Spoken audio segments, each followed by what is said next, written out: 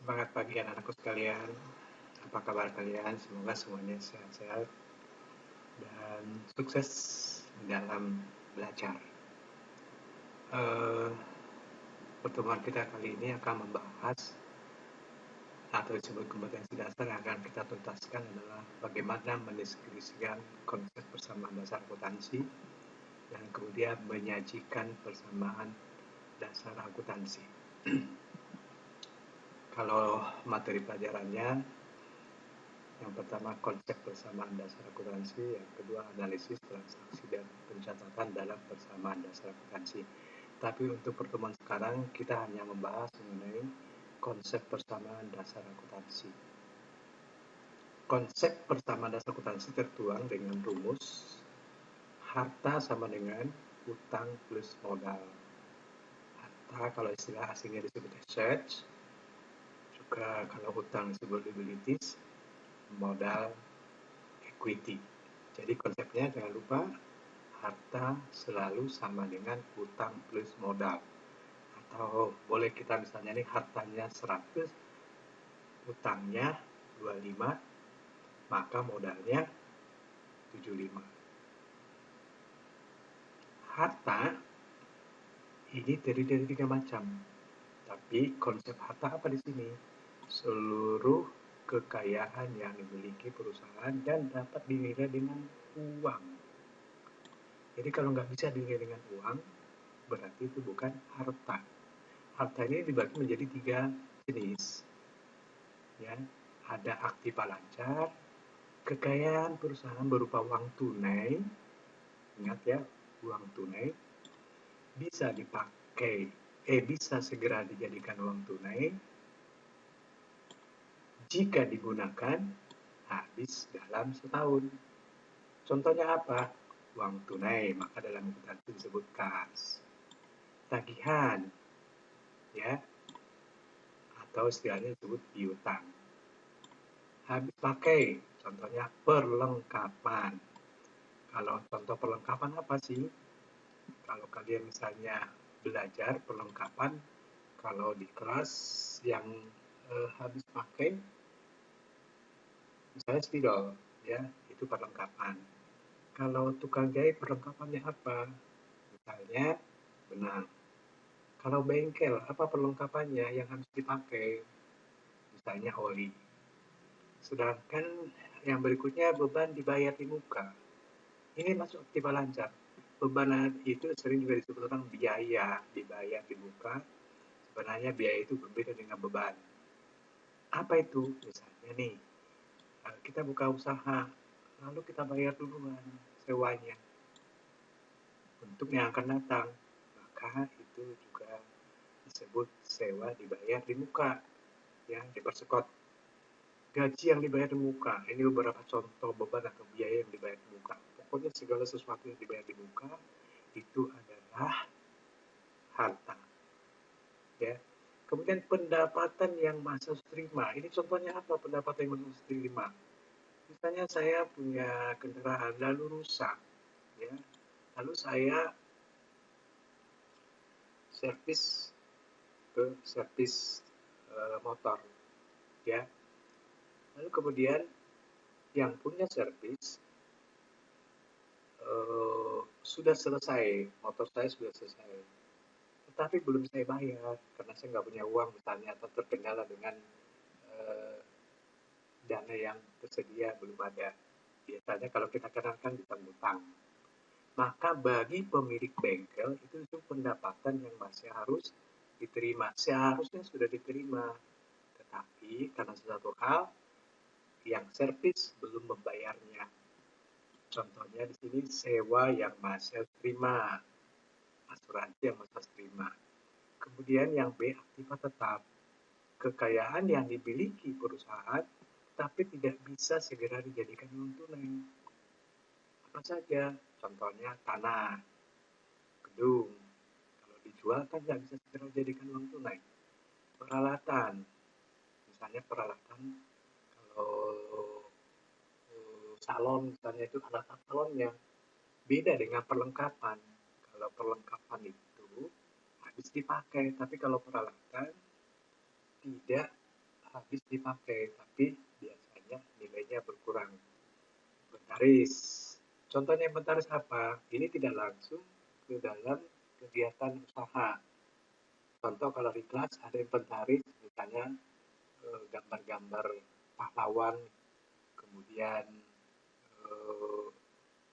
misalnya moceng, itu inventaris. Kemudian kendaraan, ini termasuk aktivitas tetap.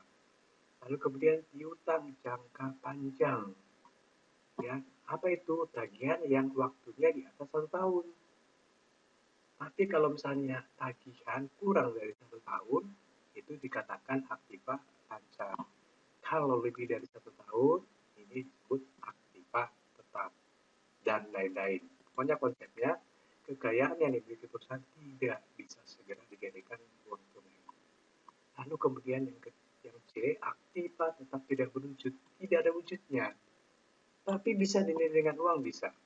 Kekayaan perusahaan yang secara fisik tidak dapat dicatatkan, contohnya hak paten. Misalnya saya menemukan suatu produk, supaya jangan ditiru orang lain, lalu saya daftarkan ke Kementerian Hukum. Nanti akan keluar hak paten.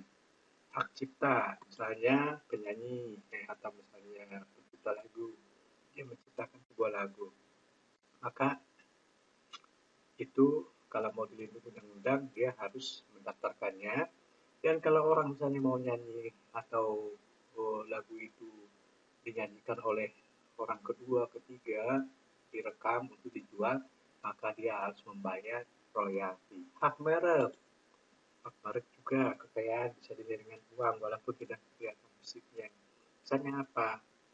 Misalnya ada sebuah sabun, produk sabun, mereknya Rinso.